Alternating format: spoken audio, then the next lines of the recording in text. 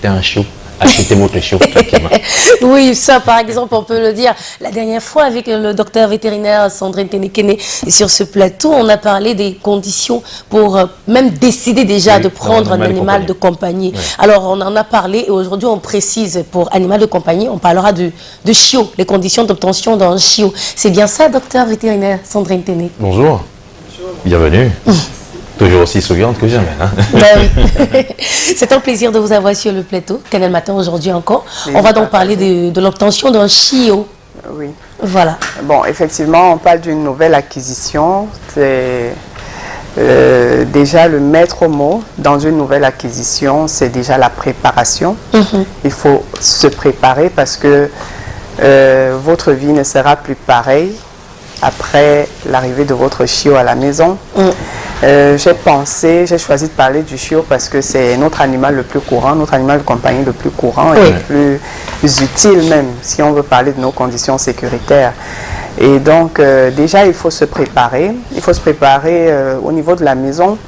Pour ceux qui vont permettre à leur chiot d'entrer dans le salon, il faudrait déjà se mettre à la place du chiot, évaluer exactement comment on fait pour nos petits-enfants, quelles sont les bêtises que mon chiot pourra faire dans mon salon, c'est-à-dire mettre déjà de côté tout ce qui est bibelot, les jouets des enfants que le chiot pourrait avaler et lui causer, et se faire causer une occlusion intestinale par exemple, les prises de courant où il peut se faire électrocuter, tout ce qui est bibelot cassable, tout ce qui est meubles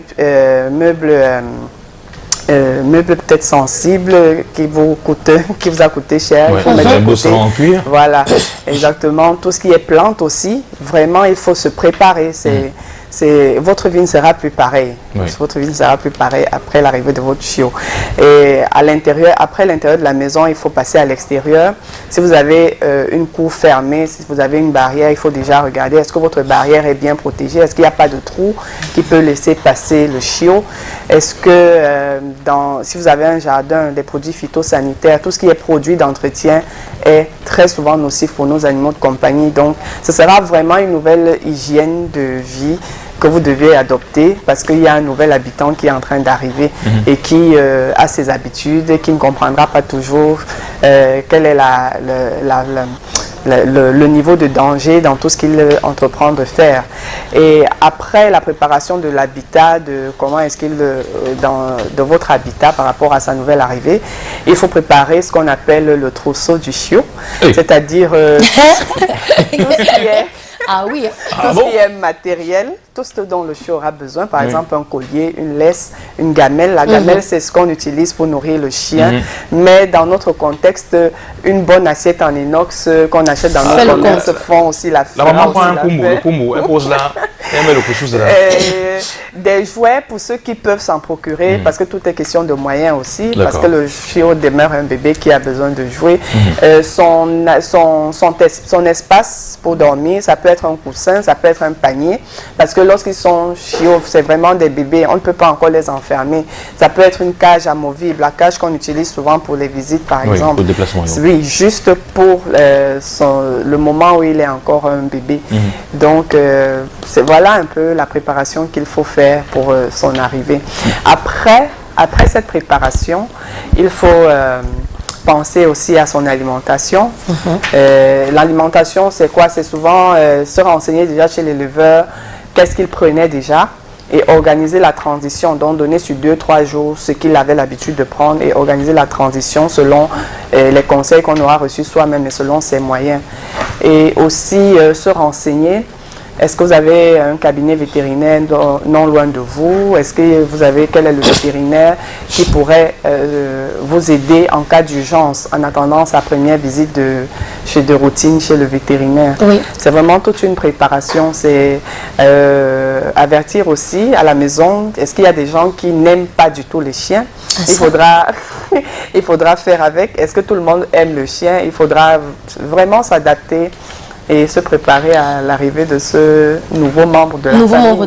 De la famille. Alors, docteur, vous avez dit quelque chose tout à l'heure, c'est se préparer également à son alimentation. Et moi, j'ai pensé à quelque chose, en fait, c'est une question. Est-ce qu'il n'y a pas un temps d'attente avant de prendre un chiot à la maison? Je veux dire, un moment avant de le séparer de maman. Je ne sais pas si pour l'allaitement, attendre qu'il oui, à partir de souvent même 1 mois et demi, oui. lorsque leur maman a été une très bonne nourricière, oui. on commence à alterner l'alimentation. Parfois même 1 mois, ça dépend. Okay. Donc maintenant, disons 1 mois et demi, 2 mois. 1 mois et demi, c'est un peu peut-être précoce, mais 2 mois déjà, ils sont capables de vivre loin de leur mère. D'accord. Chez le vétérinaire, très souvent, on a des animaux qui viennent pour la consultation à 1 mois et demi. Ils ont été achetés et ils s'en sortent bien quand le propriétaire est attentif. Okay. Alors, quel est le conseil, le message que vous pouvez donner ce matin à ces personnes qui ont des chiots à la maison, mais qui une fois sévrés de leur maman, ce qu'ils font, c'est que comme nos repas, on leur donne un peu de couscous avec la sauce, etc. Est-ce que c'est une bonne alimentation, ça, pour les chiens? Non, il y a une alimentation adaptée. Il y a une alimentation adaptée. Nous avons prévu dans une autre émission de parler de manière détaillée de cette alimentation en fonction des espèces. Donc, tout réside déjà dans le conseil. Vous devez être renseigné. Oui. Et vous devez aussi vous adapter aux réalités. C'est-à-dire, si on vous dit il faut les protéines et que vous n'avez peut-être pas les moyens d'aller acheter des croquettes pour chiens, par exemple, vous pouvez prendre attache avec un boucher pour prendre les restants. C'est une question d'adaptabilité et il faudrait déjà vouloir ce qu'il y a de meilleur, offrir ce que vous pouvez offrir de meilleur à votre Avant d'arriver à l'alimentation, comment s'opère le choix d'un chiot? Le choix d'un chiot, on l'a dit la semaine dernière, c'est vraiment en fonction de votre besoin. Beaucoup prennent pour la compagnie, pour l'équilibre émotionnel. Ils vont s'orienter surtout dans les caniches, les petits chiens nains de salon qu'on balade un peu partout, effectivement. Beaucoup prennent pour le gardiennage. Si vous prenez pour le gardiennage, vous n'allez pas chercher un caniche. Donc, tout dépend vraiment de l'orientation. Beaucoup, c'est un rêve d'enfant. Depuis qu'ils sont enfants, ils ont toujours rêvé d'avoir telle race. Et ils aiment tout simplement. Il n'y a pas d'objectif précis. C'est juste que c'est leur compagnon. C'est vraiment varié. C'est vraiment en fonction des préférences des uns et des autres. Alors, pourrait-on dire ce matin que c'est la mise en cage d'un chiot est proscrit? Non, c'est proscrit. C'est proscrit avant un certain âge. C'est un chiot demeure un enfant qui a besoin de jouer, qui a besoin de découvrir son environnement, qui a besoin. C'est vraiment comme un enfant. Oui, la mise en cage peut survenir à partir de 4 mois, juste maintenant pour l'éducation. Mais c'est proscrit pour un chiot de 2 mois, 1 mois et demi de l'enfermer. Et le bain, est-ce qu'on peut évoquer la notion du bain? Oui, le bain, oui, on donne le bain à son chiot, mais déjà il faut se rassurer qu'on soit dans les conditions. Il faudrait déjà que votre chiot ne prenne pas froid. Donc il doit être suffisamment grand pour faire face aux intempéries. Aux intempéries. Donc, par exemple, un bain, si vous le donnez mal, ça peut créer une otite, ça peut lui donner froid, il peut prendre un coup de froid, comme on dit.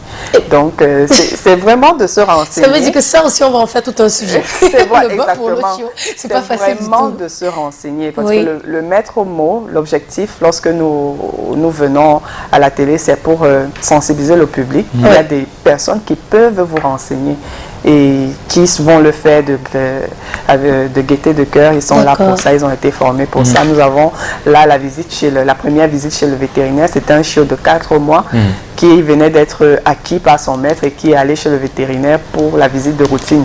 On en parlera dans une autre édition. Oui. C'est beau quand même. Moi, j'ai une dernière question, Thierry et docteur. Est-ce qu'il y aurait des conseils pour le choix du nom? Rarement on nous demande le choix du nom, mais ça arrive. Il y a des propriétaires qui ne sont pas décidés et qui vous disent docteur, est-ce qu'il y a des noms en vogue? Et puis bon, nous sommes là pour ça, nous sommes là pour le conseil, nous sommes là pour mettre nos clients à l'aise. Oui, je connais quelqu'un qui a également un chien de race, un Rottweiler, James Junior, que nous avons forcément, bonjour à toi. Mais moi aussi j'avais un Rottweiler à l'époque, un Rottweiler, et moi comme je suis féru, je suis fan des films de force et tout ça, d'action. Moi, je l'avais baptisé Spartacus. Oui. Spartacus. Spartacus. Le baptême dépend de tellement de choses, des souvenirs d'enfance, Oui. d'un film qu'on a vu, d'un chien qui nous a marqué pendant la jeunesse. Parfois, on a des noms aussi qui sont tout à fait camerounais, tout à fait humoristiques, et mais que le chien porte très Donc, bien. on peut donner un nom comme Mitumba un chien. Par exemple. Donc, on entend Mitumba, Mitumba. Oui, ça arrive. D'accord. Donc, vous avez le choix, libre à vous de choisir le nom que vous voulez donner à votre chien. Mais de toute façon, sachez tout simplement, quand vous avez un chiot à la maison, et ben, si vous avez un enfant, sachez que vous venez d'avoir un deuxième enfant. Le chiot doit être pris comme l'humain. C'est totalement la même chose. Ouais. Vous savez que des fois, quand l'enfant est exposé aux intempéries, le petit chope la grippe. Donc, ça, le oui. chiot, c'est pareil. Il faut en prendre soin comme un C'est bébé. pareil, il faut en prendre soin, il faut se préparer, il faut l'accueillir. Voilà. Donc, en résumé, docteur, il est capital de rencontrer un vétérinaire avant toute chose. Effectivement. Préparer le trousseau. Oui. C'est là où je suis tombé. Le trousseau du chiot, le trousseau de l'arrivée pour l'arrivée Quand du vous chiot. préparez le trousseau du nouveau-né là, Bah vous oui. préparez le trousseau du chiot aussi. Oui. Mais c'est pas avec... Mais qu'est-ce que vous pensez de ces personnes qui à un moment donné décident d'habiller le chiot, de mettre des habits, tout ça? Je vous ai dit que ça dépend des sensibilités. Voilà. On a des boutiques d'accessoires qui vendent ça, qui vendent des habits pour chiens. Et on a des clients, il y a une demande. Donc, ça Wow. dépend vraiment des sensibilités. On ne juge pas les couleurs et les goûts. Lorsque quelqu'un vous demande un habit pour son chiot, on se débrouille pour lui trouver Et quand, la un chiot, solution. et quand un chiot agressif, qu'est-ce qui se passe? Non, maintenant, Moi, tout je- ceci rentre dans la question de l'éducation. Donc, c'est une question tellement vaste. Elle est si vaste qu'on a des personnes qui se sont spécialisées dans l'éducation canine. Le vétérinaire ne peut pas tout faire, le vétérinaire peut orienter, mais le vétérinaire ne peut pas tout faire non plus. D'accord. Voilà. Donc pour Merci ceux qui d'être ont les venu chiots ce à la matin. maison, Oui. vous savez à l'époque, dans les chaumières, il y a un nom qu'on avait attribué aux chiens bizarres. Dis-nous. Ceux qui ont les kwanjans chiens à la maison. Vous pouvez rencontrer Un un spécialiste, vétérinaire. un vétérinaire qui va vous Oui. orienter vers un spécialiste qui pourra éduquer votre chien. Effectivement. Parce que vous avez des chiens qui aboient à longueur de journée. Oui. Le père passe, le chien aboie. La mère passe, le chien aboie. Le voisin passe, le chien aboie. Finalement, c'est quel type de chien? On appelle ça à la maison un chien qui est kwanjan. C'est pas une expression à sorte. Ah ça, on ne sait pas toujours. On n'a plus la source ni l'origine, mais ça devient viral. On en parle partout.